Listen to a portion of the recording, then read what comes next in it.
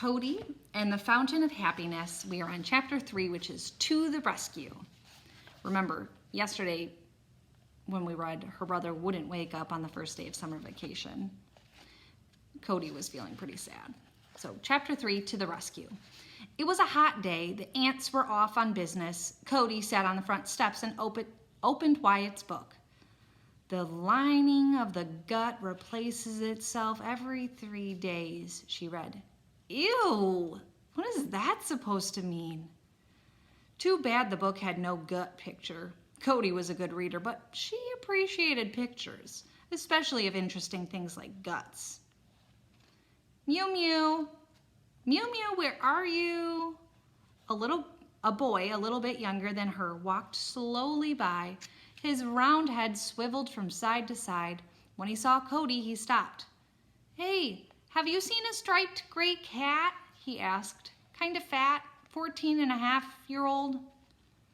Hey, that's how old my brother is. Cody slapped her book shut and stood up.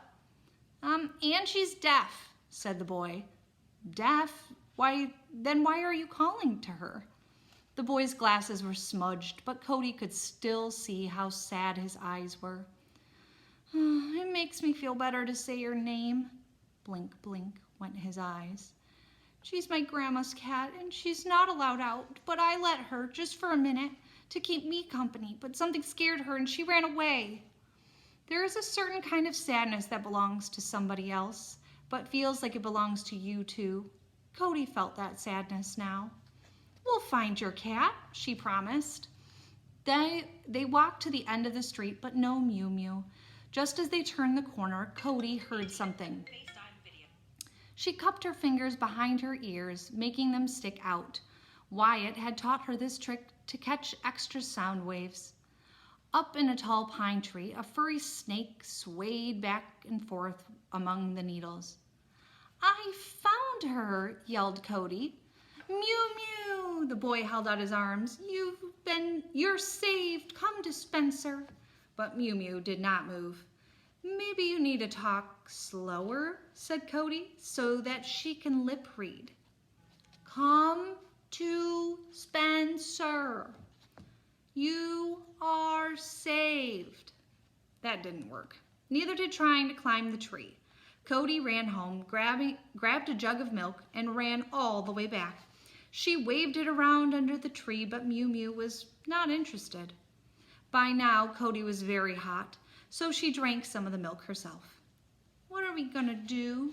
Spencer balled his hands into fists and dug them into his cheeks. This was not a fun thing to watch. It's all my fault. As long as we're here, nothing can happen to her. Cody sat down under the tree. Cats don't live in trees. She has to come down sometime. Spencer sat beside her. There's Spencer and Cody. And there's that fuzzy snake, which isn't really a snake, it's the cat's tail. I wish I had a cat or a dog, Cody told him, but my brother's allergic. So instead, I have ants. Ants aren't pets, Spencer made a face of disgust. Ants are pests. An ant can lift up an object that weighs 1,000 times more than it does. Are you sure about that? Spencer pushed his glasses up to the bridge of his nose and looked at her. Cody wasn't exactly sure, but sure enough. Also, when one ant meets another ant, they rub feelers to say hello.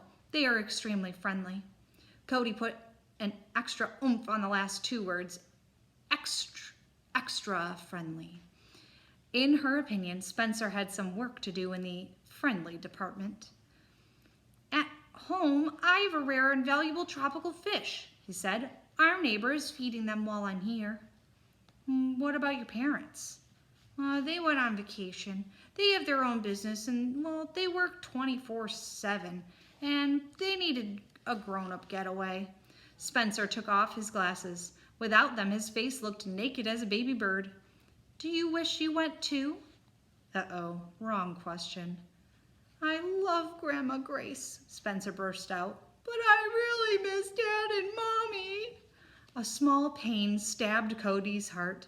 Her dad was a trucker. He was gone for days at a time, and even though she knew he would come back, she always missed him, especially at night. Poor Spencer. Cody scrounged her brain for a cheerful thought. The lining of your gut replaces itself every 3 days, she said. You act like you know everything, he said. That's a very rude comment. Cody stood up. I promised to find your cat, and I did. Now I will be on my way. And she dusted her hands together. Mew, mew, mew, mew. They both looked up. Mew Mew was inching down the tree, head first. Her paws scrabbled on the bark, trying to keep a grip. A wild look lit her eyes. She was still far above the ground. One slip and she'd plunged to the sidewalk with a terrible, furry splat. That's where we're going to stop today.